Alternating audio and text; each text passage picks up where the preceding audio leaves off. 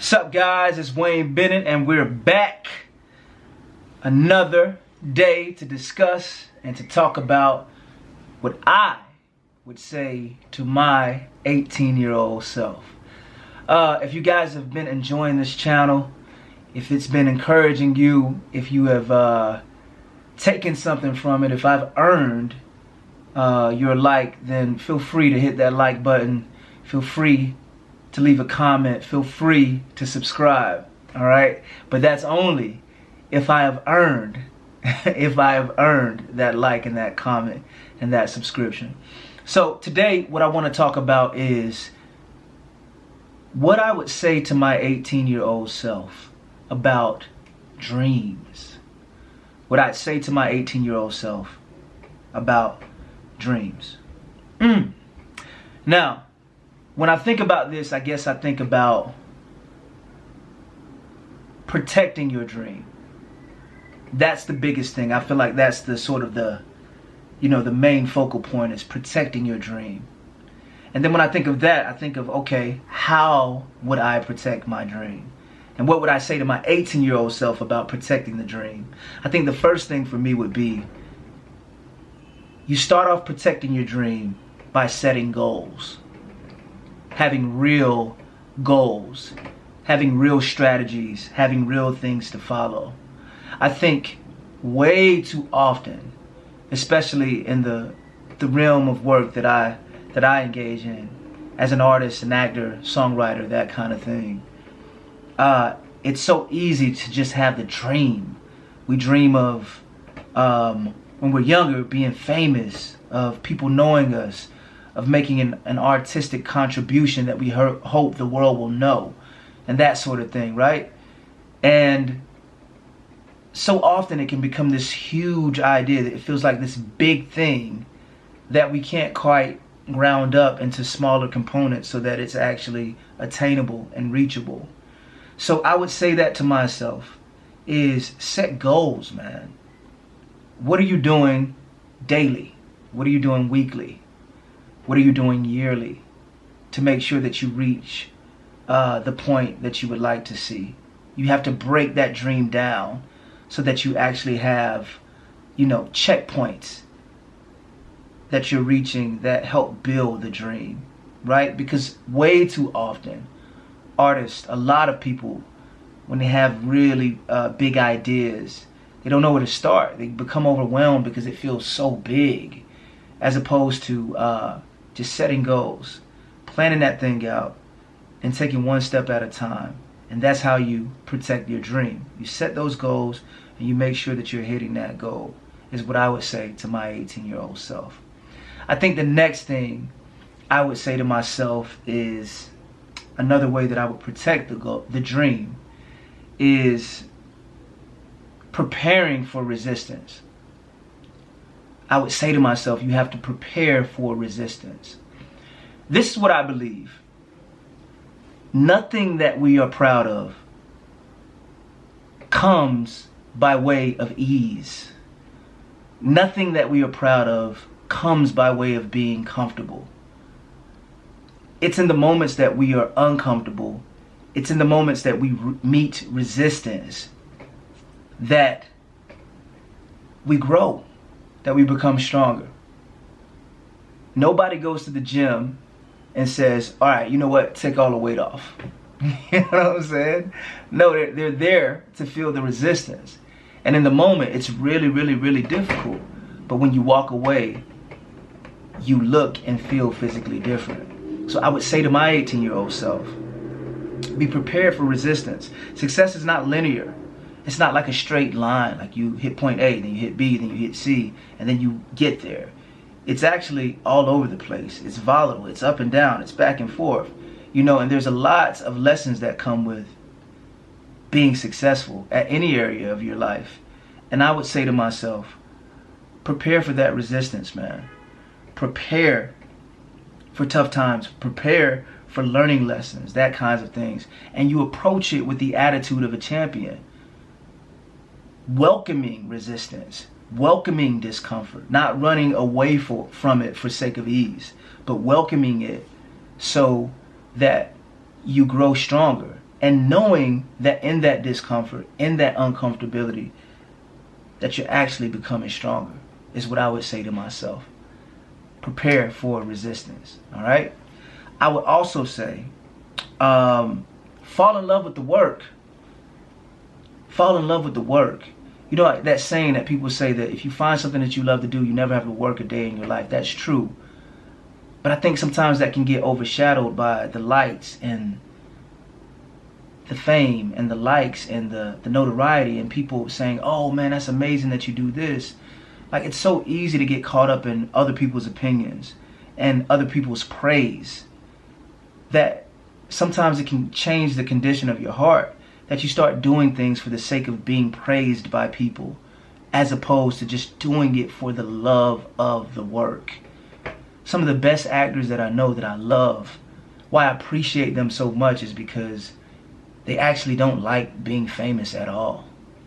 They just happen to be in love with the work.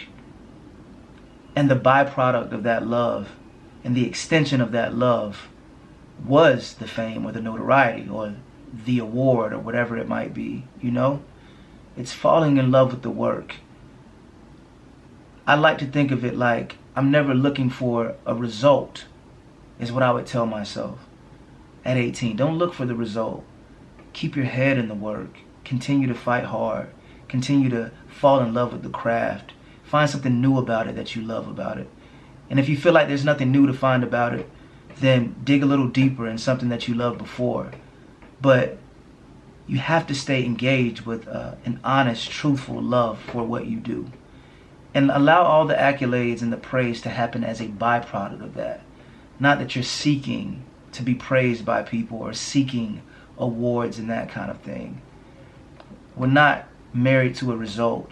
Stay in love with the work, with the craft, having a pure heart for what you love to do. And the final thing I would say to myself, to my 18-year-old self about dreams, is don't share everything with everyone. Don't share everything with everyone. There's a tendency when you're doing something that you're really excited about, at least for me, especially when I was younger, to talk about it. You naturally, when something's working, or say you lost weight, or or you're starting to build muscle, or something really cool is happening, you naturally want to share that with people and you want to talk about it. And right, there's nothing wrong with that. There's a natural human instinct to share and to be in community and to talk to people about the things that you love. But I do think that there is potential danger in that. And when I talk to my 18-year-old self, I would say, watch out with who you're sharing information with. Because everyone is not rooting for you. There are some people who may not be excited about what you're doing. There are some people who may be preying on your downfall. There are some people who may be envious of what you're doing. So everything that you do, especially your ideas when they're in their infant stages, it just doesn't need to be shared with people who are not there to nurture, to support, to help grow what you're doing. Because it can throw you off. It can make you self-conscious because you're thinking about what people think about what you're doing and negative opinion, as opposed to staying true to what it is that you love and you're doing. When you're chasing something big, it requires a lot of focus. It requires a lot of intent. And when that's thrown off by opinion, it can detour you. And the goal is to stay focused so that you can see the seed come to fruition. You can see it grow and actually see it become fully realized. So I would say the things that you love the most about your dream, or things that are happening, don't share it with everyone. Share it with the people who are going to support it and the people who are going to help you grow in that thing. I don't usually like to talk about anything controversial. That's just not the space that I dwell in. But I think that this is, for me, an opportunity, a learning moment for me. As you guys all know, what happened at the Oscars with Will Smith. I think Will Smith is an incredible human being. I've watched his work since I was younger. I've always been inspired by Will Smith. But I do think what we saw at the Oscars was a culmination of pressure, of him being ridiculed so much over the last 2 years about his family. And it just all came out in one moment. And that's not me excusing his behavior. I'm just saying that maybe his family is something that's most precious to him. And maybe he exposed what he loved too much. He made it too available to everyone. He lives a very public life as a performer. But I feel that what I'm saying is similar to what I'm saying about the dreams. The things that you love the most don't always need exposure. Because when you open yourself up in that way, you sort of open yourself up to ridicule. And I just think that some things should remain private. The things that are most important, the things that you care about the most. Because everyone is not looking to support your transparency. There are, in fact, some people who are looking to ridicule you about your shortcomings. And so that's why I say that it's a teaching moment about Denzel Washington is also one of my favorite. And I think that it's amazing how he treats his life and treats his work. His life is his life with his family, and his work is his work. And he doesn't seem to mix the two. He seems to be very clear about that line, about where that boundary is. So I would say that to my 18-year-old self, is protect the dream, man, by not sharing it with everyone, only the people who are there to nurture you and to help you grow. So yeah, that's what I have to say as it relates to my 18-year-old self and dreams. I hope that this is helpful. I hope that this challenges you all and creates a new way of thinking. I hope that you guys will comment and share and tell me what you think about this, whether you agree or disagree, or you have a different perspective or a different position. We are all here to help nurture each other and help the other grow. And once again, if I've earned that like or that subscription, please make sure that you do it, that you like, that you subscribe, that you comment. And thank you guys so much. I'll see you again next week.